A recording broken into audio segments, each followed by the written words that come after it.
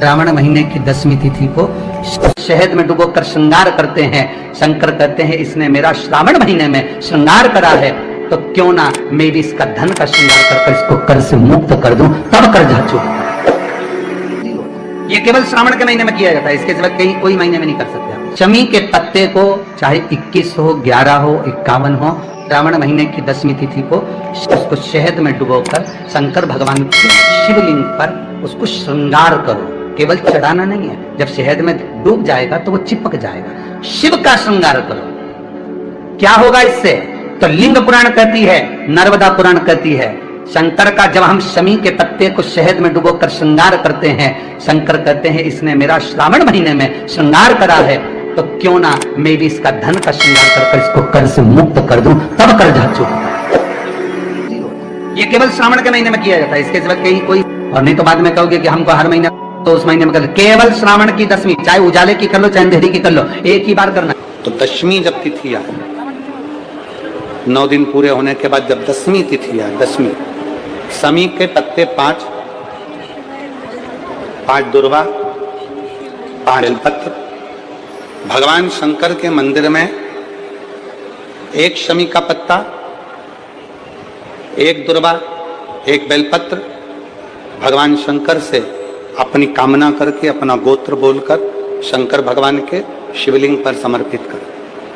फिर दूसरा पत्ता, दूसरा शमी पत्ता, दूसरी दुर्वा, फिर शिव जी पे समर्पित कर। 5 पत्ते शमी के, 5 दुर्वा, 5 बेलपत्र समर्पित कर 1 लोटा जल 3 बार शंकर जी को उसी जल से 3 बार समर्पित करें। अपनी कामना कर चढ़े हुए जल का भाग थोड़ा सा लेकर आए, घर के दरवाजे पर, व्यापार के स्थान पर उसका सिंचन करें और हृदय से बाबा से प्रार्थना करें, बाबा तेरे भरोसे हूं, बहुत चिंता है, बहुत टेंशन है, कर्जा बहुत है, दुख बहुत है, व्यापार चल नहीं रहा, तुझे समान। हमारा विश्वास कहता है 3 महीने के अंदर जहां भी कथा होगी वहां आपका खुद का कि मेरे बाबा ने मेरा हाथ पकड़ा, मेरे शिव ने साथ। शमी के वृक्ष के नीचे, बेलपत्री के वृक्ष के नीचे अगर भूल से भी बच्चा, बूढ़ा, कोई व्यक्ति एक पार्थिव शिवलिंग का निर्माण कर लेता है, भूलवश भी उस पे जल समर्पित कर देता है, भूलवश भी उसके भाव से पुष्प या शमी पत्र या बेलपत्र भी चढ़ा देता है, तो वो इस संसार में कहीं ना कहीं सुख भोगता ही है, उसके जीवन में दुख नहीं। शमी पत्र की मूर्ता, शमी पत्र की मूर्ता, शमी का पत्र समर्पित की गई शमी का एक पत्ता, महादेव को अगर एक शमी का पत्ता समर्पित कर दिया जाता है तो जिंदगी में कभी वैभव और धन की कमी नहीं आती।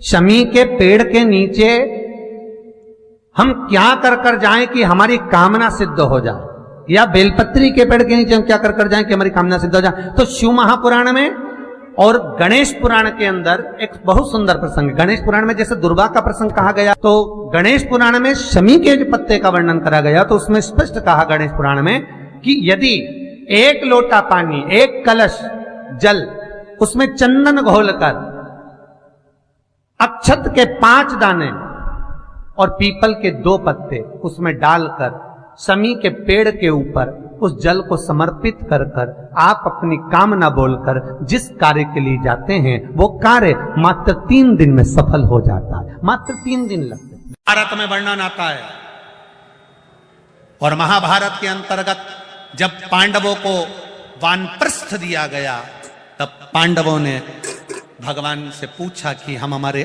शस्त्र को, हमारे औजारों को, हमारे अस्त्र शस्त्र को कहाँ रखें।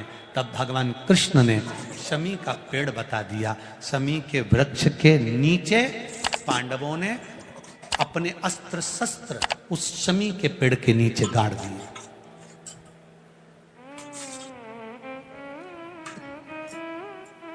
शमी के वृक्ष के नीचे अस्त्र शस्त्र को गाड़ा गया। जब वानप्रस्थ पूरा हो गया, पांडव वापिस आए। शमी के पेड़ के नीचे खोदा गया और खोदने के बाद अस्त्र शस्त्र निकाले गए और अस्त्र शस्त्र निकालकर अस्त्र शस्त्र निकालने के बाद पुनः भगवान कृष्ण ने पांडवों को दिए। पांडवों ने उन अस्त्र शस्त्र की पूजन शमी के वृक्ष के नीचे करी तो भगवान कृष्ण ने कह दिया, आज आपने पूजन करी है, दशमी का जो दिन होगा लोग अपने घरों में शस्त्र की पूजन करेंगे, शमी के पत्ती का स्मरण करेंगे, उसके घर में कभी संपदा की कमी नहीं होगी और वीरता का आनंद होगा। वो शमी पत्ती थी। शमी कई महाराज औरव ऋषि की बेटी शमी उसमें की थी। अगर उसकी थाली में कुछ भी नहीं बचा चलेगा, पर सामने वाला भूखा नहीं रहना चाहिए, उसको जरूर खिला देना। जरा शिव महापुराण के इसको समझ लेना कि शमी का पेड़, जिस शमी की पत्ती में कांटे होते हैं, जिस बेलपत्र में कांटे होते हैं और जिस आंकड़े को मंदार के फूल में वो दूध होता है कि आंख में चले जाए तो आंख बेकार हो जाती है, वो दूध होता है जो जहर का काम कर जाता है, ये सब शंकर भगवान को चढ़ रहे हैं। शमी जिसमें कांटे हैं, बेलपत्र जिसमें कांटे हैं, मंदार का फूल जिसमें जहर भरा पड़ा है, धतूरा जिसमें जहर भरा पड़ा हुआ है, ये शिव को क्यों समर्पित है? ये शंकर को क्यों चाहिए? ये शंकर के पास क्यों जा रहे हैं? क्यों? उसका एक कारण है, सत्य बोलने वाला हमेशा बुरा होता है, हमेशा बुरा होता है। और वो सत्य बोलने वाला व्यक्ति शमी कांटों में रमी हुई है, लदी हुई है, पर भाव शुद्ध है उसका। उस शिव मंदिर में जाकर मात्र शिवलिंग का स्पर्श कर लेना। आप में से कितने लोग हैं जो शंकर जी के मंदिर में जाकर चंदन की 3 उंगलियां शिवलिंग पर घुमाते हो ना? शिवलिंग पर 3 उंगली, तो ये 3 उंगली घुमाने का फल क्या है?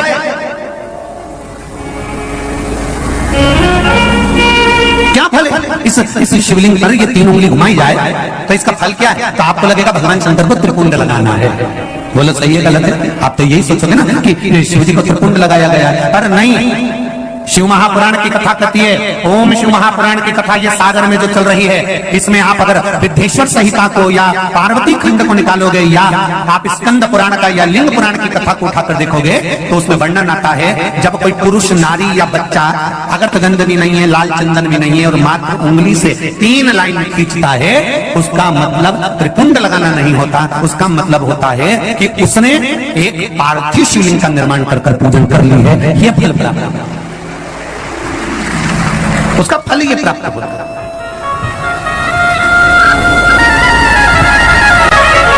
अब आप तो अभी तक सोचते थे कि हमने तो चंदन लगा के, हम तो भगवान को चंदन की लाइन खींची, हम भगवान को त्रिपुंड बनाकर आए। त्रिपुंड नहीं, भगवान शंकर को आपने त्रिपुंड लगाया वो अपनी जगह पर, भगवान शंकर को जो आपने 3 लाइन खींची है, हाथ का जो स्पर्श कर घुमाया है, इससे पार्थिव शिवलिंग के निर्माण का फल प्राप्त हो जाता है।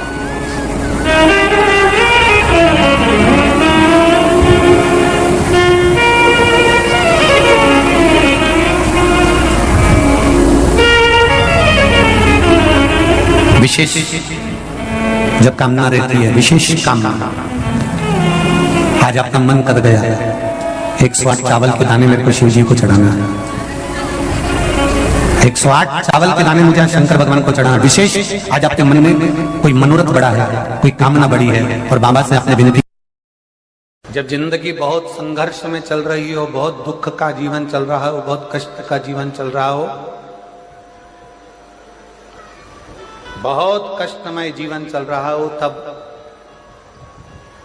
शमी के 5 पत्ते, शमी के 5 पत्ते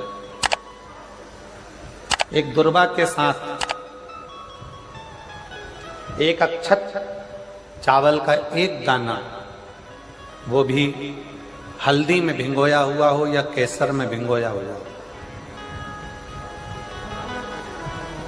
शमी पत्र 5, एक दुर्वा, एक चावल का दाना, जो दिल से हृदय से बेलपत्री के वृक्ष के नीचे पार्थिव लिंग का निर्माण कर कर मट्टी का शिवलिंग बनाकर प्रदोष काल में, मतलब शाम के समय पर शिवलिंग बनाकर उस पे जल चढ़ाकर, जो ये 5 शमी का पत्र, एक दुर्वा और एक चावल का दाना अपनी कामना कर कर, जो दुख चल रहा है बाबा से विनय कर कर एक एक पत्ता जब समर्पित कर दे, फिर एक दुर्वा समर्पित कर दे, फिर एक चावल का दाना समर्पित कर दे और बाबा का वहीं पर पुनः विसर्जन कर दे, 3 महीना तो जाने दो, 15 दिन के अंदर वो दुख कटता जरूर है, चाहे कोई भी दुख, किसी भी तरह का दुख क्यों हो। एक बेलपत्र के वृक्ष की परिक्रमा करने वाले को हजारों अश्वमेध यज्ञ का फल प्राप्त हो जाता है, हजारों अश्वमेध यज्ञ का फल प्राप्त हो जाता है। उसी तरह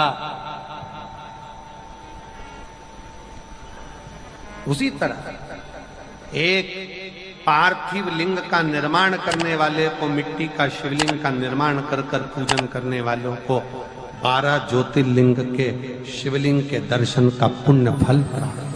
बहुत ध्यान लगाकर सुनिएगा। एक बेलपत्री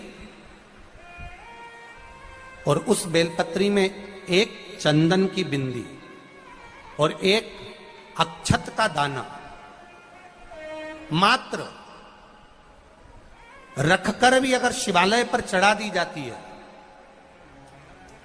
एक बेलपत्री, एक चंदन का बिंदी, और चंदन फिर निवेदन करेंगे। आज के जमाने में तुम लोग सब घिसा घिसाया, पड़ा पड़ाया, डब्बी का सामान ले लेकर, वो नहीं, चंदन की मुठिया रखो, थोड़ा सा भी घिसो, जरा सा भी घिसो, उसकी एक बिंदी और एक चावल का दाना जब हम भगवान देवाधिदेव महादेव को समर्पित करते हैं, अपनी कामना कर कर समर्पित करते हैं, तो निश्चितता है, महापुराण की कथा कहती है, शंकर भगवान उसका फल शीघ्र प्रदान कर देते हैं। भले आपने कुछ करा ना करा, उसका फल तुम्हें मिल जाता है। में जाना, लोटा भरकर जल समर्पित करना, और कभी तुम्हारे जीवन में अगर तुमको लग रहा है कि मैं दुखों से पीछा छूट ही नहीं रहा, तब उस जगह पर बेलपत्री के मध्य भाग में पीला चंदन, ये जो पत्ती है और ये 2 पत्ती हैं, ये बड़ी पत्ती और ये बीच की जो 2 पत्ती हैं, इसके बीच में जो डंडी का भाग रहता है,